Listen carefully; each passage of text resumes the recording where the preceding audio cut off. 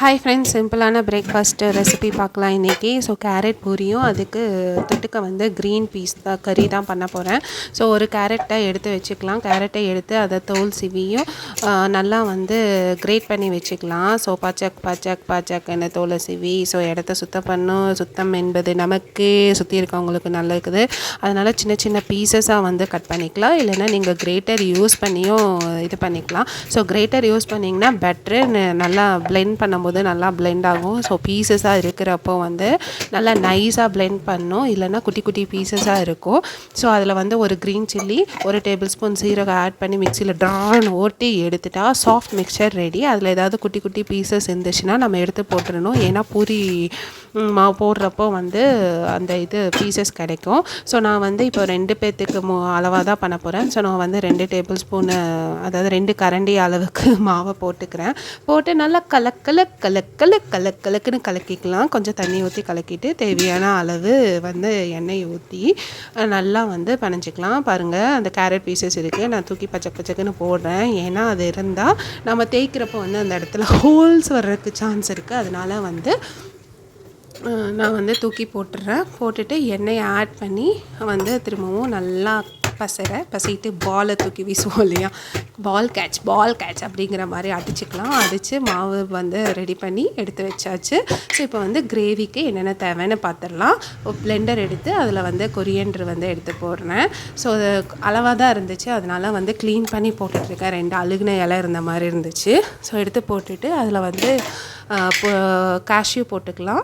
Cashew போட்டு அப்புறம் பூண்டு போட்டுக்கலாம். கேஷ்யூ உங்களுக்கு தெரியும். ஸோ நம்ம கிரேவி திக்காக வரணுங்கிறதுக்காக நம்ம கேஷ்யூ ஆட் பண்ணுவோம். ஸோ 4 பல்லு பூண்டு, 2 துண்டு இஞ்சி, அதுக்கப்புறம் ஒரு மீடியம் சைஸ் டொமேட்டோ ஆட் பண்ணிவிட்டு நல்லா மிக்சியில் வந்து ஜொர்ன்னு ஊற்றிடலாம். தண்ணி பார்த்து ஊற்றணும். ஏன்னா வந்து ஏற்கனவே வந்து டொமேட்டோ இருக்குது இல்லையா, அதனால் தண்ணி அளவாக ஊற்றி ஜொர்ன்னு அரைச்சி எடுத்துக்கலாம். ஒரு பச்சை மிளகாவும் சேர்த்துக்கோங்க. ஸோ இந்த மாதிரி வரும். ஸோ வந்ததுக்கப்புறம் வந்து டப்புன்னு கேஸ் ஆன் பண்ணி அதில் குக்கரை வச்சு ஸோ எண்ணெயை ஊற்றி நம்ம தேவையான இதெல்லாம் ஸ்பைசஸ் எல்லாம் ஆட் பண்ணுவோம் இல்லையா, எல்லா கிரேவிக்கு போடுற மாதிரியே தான்.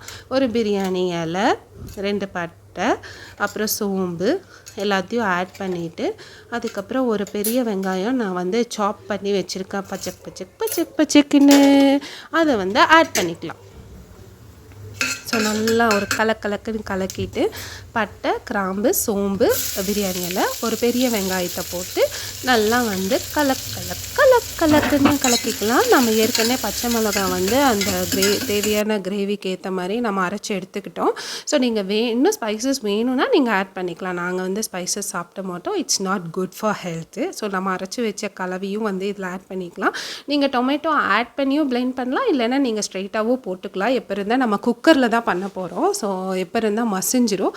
ஆனால் மசிஞ்சாலும் அந்த குட்டி குட்டி பீசஸ் டொமேட்டோடது கிடைக்கும். அதனால் வந்து எங்களுக்கு பிடிக்காது. அதனால் நான் வந்து பிளெண்டர்லேயே போட்டு நல்லா நைஸாக பிளெண்ட் பண்ணி எடுத்து ஆட் பண்ணிக்கிட்டேன்.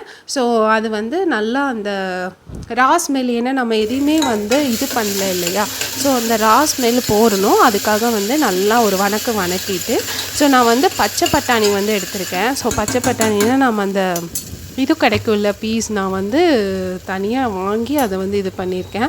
ஸோ நம்ம தேவையான மசாலாஸ் ஆட் பண்ணிக்கலாம். டர்மரிக் பவுடரும் நான் வந்து கரம் மசாலா மட்டும்தான் ஆட் பண்ணியிருக்கேன். அதுக்கப்புறம் கொத்தமல்லி பவுடரு 1 டேபிள் ஸ்பூனு. நீங்கள் வேணும்னா சில்லி பவுட்ரு ஸ்பைசஸ் சாப்பிடுவீங்கன்னா சில்லி பவுட்ரு கொஞ்சம் ஆட் பண்ணி நல்லா கலக்கிக்கோங்க. ஸோ கலக்கிட்டு ஆயில் பிரிஞ்சு வர்ற வரைக்கும், இந்த ராஸ்மெல் போகிற வரைக்கும் நம்ம கலக்கிக்கலாம். ஸோ நான் என்ன பட்டாணி எடுத்திருக்கேன்னா, நம்ம அந்த விற்கும்ல 1/4 கிலோ 100 ரூபான்னு, ஸோ அந்த பட்டாணி தான் வாங்கி இது பண்ணி க்ளீன் பண்ணி எடுத்திருக்கேன்.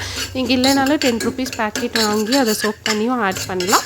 இல்லைனா வந்து நைட்டே வந்து அந்த பச்சை பட்டாணி இருக்கும் இல்லையா, அதை வந்து சோக் பண்ணி வச்சுட்டு காலையில் வந்து ஆட் பண்ணிக்கலாம். ஏன்னா நம்ம குக்கரில் தானே பண்ண போகிறோம். ஸோ விசில் விடும் போது எல்லாமே வெந்துடும்.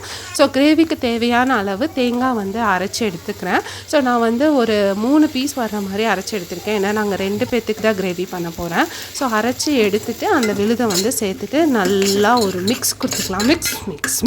மிக்ஸ் கலவை கொடுத்துட்டு அதுக்கப்புறம் வந்து தேவையான அளவு தண்ணி ஆட் பண்ணி ஸோ சால்ட்டு வந்து இப்போ செக் பண்ணிக்கோங்க எப்படி இருக்குது, இந்த அளவுக்கு வேணும்னு ஆட் பண்ணிக்கோங்க. ஸோ டேஸ்ட் பண்ணிவிட்டு நல்லா ஒரு கலக்கிக்கோங்க. ஸோ ஒரு கொதி வரட்டும்.